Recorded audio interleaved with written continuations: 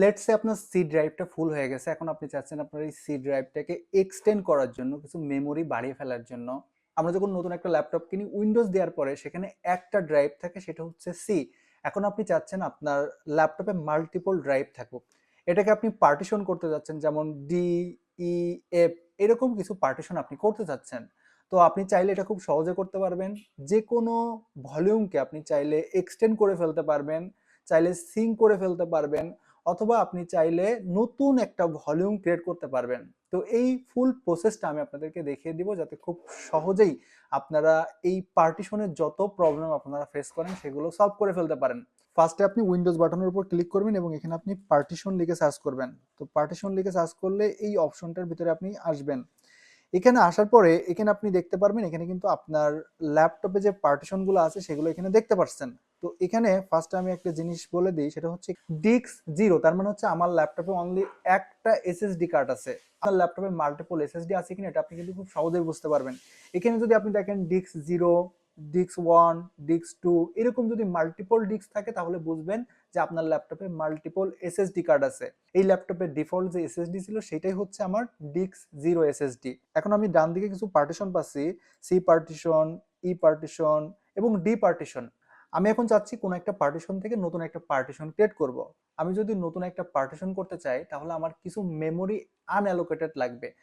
এখানে আমার অনেকগুলো ভলিউম আছে, আমি যদি নতুন একটা ভলিউম ক্রিয়েট করতে চাই তাহলে আমার ফার্স্টে মাউসের রাইট বাটন ক্লিক করতে হবে, এখান থেকে সিঙ্ক ভলিউম নামে একটা অপশন পাবেন, এই সিঙ্ক ভলিউমের উপর ক্রিয়েট করতে হবে। নতুন যে পার্টিশনটা ক্রিয়েট করবেন সেই পার্টিশনের জন্য আপনি কতটুকু মেমোরি দিতে চান সেটা এখানে আপনাকে উল্লেখ করে দিতে হবে। তো আমি এখানে 50 জিবি দিচ্ছি। এটা কিন্তু এমবিতে থাকবে, এই এমবি কে আপনাকে জিবিতে কনভার্ট করে নিতে হবে। ক্যালকুলেটর দিয়ে হিসাব করে নিতে পারেন, 1024 এমবিতে 1 জিবি হয়। তো আমি এখানে 50 জিবি মেমোরি অ্যালোকেট করছি। তো এখানে আমি সিঙ্ক যখন দিব, আনঅ্যালোকেটেড 48 জিবি একটা স্পেস খালি হয়ে গেছে। এখন আমি চাইলে এই আনঅ্যালোকেটেড যে স্পেসটা আমি পেলাম সেই স্পেস দিয়ে আমি নতুন একটা ভলিউম ক্রিয়েট করতে পারবো। এটার জন্য মাউসের রাইট বাটন ক্লিক করে নিউ সিম্পল ভলিউমের অপশনের উপর ক্লিক করব, নেক্সটে ক্লিক করব, নেক্সটে ক্লিক করব, নেক্সটে ক্লিক করব, ফিনিশ করে দিব। এখন যদি আমি আমার দিস পিসিতে আসি, এখানে দেখেন আমার নতুন একটা ভলিউম ক্রিয়েট হয়েছে, এটা হচ্ছে নিউ ভলিউম এফ।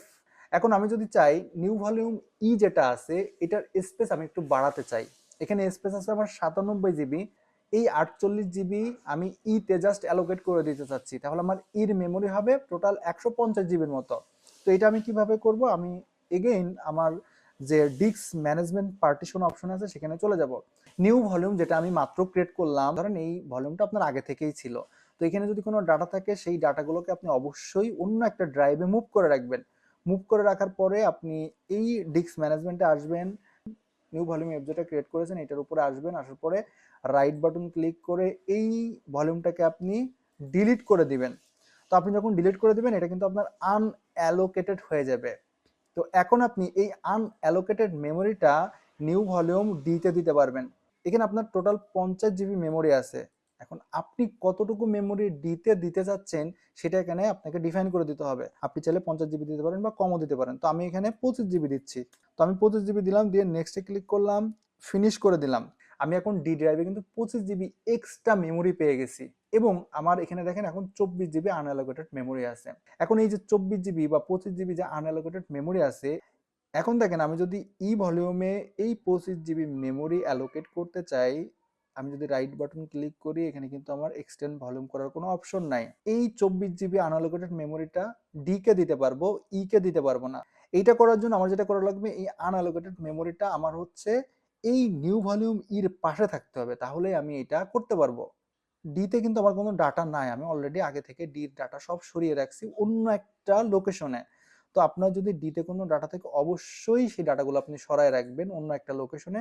তো আমি এখন রাইট বাটন ক্লিক করব, ক্লিক করার পরে এইটাকে আমি জাস্ট ডিলিট ভলিউম করে দিব। তো আমি যখন এটা ডিলিট ভলিউম করে দিব তখন কিন্তু এই মেমোরিটাও আমার কিন্তু আনঅ্যালোকেটেড মেমোরি হয়ে গেছে।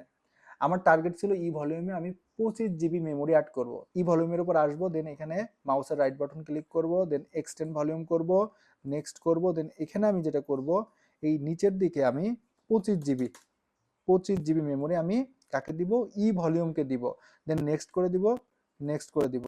আমার ই ভলিউমে কিন্তু 25 জিবি ডাটা অ্যাড হয়ে গেছে। আগে ছিল 97 জিবি, এখন 25 জিবির মতো মেমোরি অ্যাড হওয়ার পরে এটা 122 জিবি মতো হয়েছে। এখন যে আনঅ্যালোকেটেড মেমোরিটা আছে, এইটা আপনি কি করবেন, এটা আপনি আবার এগেইন নিউ সিম্পল ভলিউম অপশনের উপর ক্লিক করবেন, নেক্সটে ক্লিক করবেন, নেক্সটে ক্লিক করবেন, দেন এইটাকে আপনি যে কোনো একটা সিম্বল অ্যাড করে দিবেন। তো বাই ডিফল্ট এটা ডি পেয়েছে, আমি ডি রাখলাম, দেন নেক্সট করে দিলাম, দেন নেক্সট করে দিলাম, দেন ফিনিশ করে দিলাম। এখন আমার ডি নামে যে ভলিউমটা আগে ছিল এটা কিন্তু আমি অলরেডি পেয়ে গেছি। এখন যদি আমি দিস পিসিতে আসি, C drive, D drive, E drive, তিনটা পার্টিশন কিন্তু আমি এখানে পেয়ে গেছি।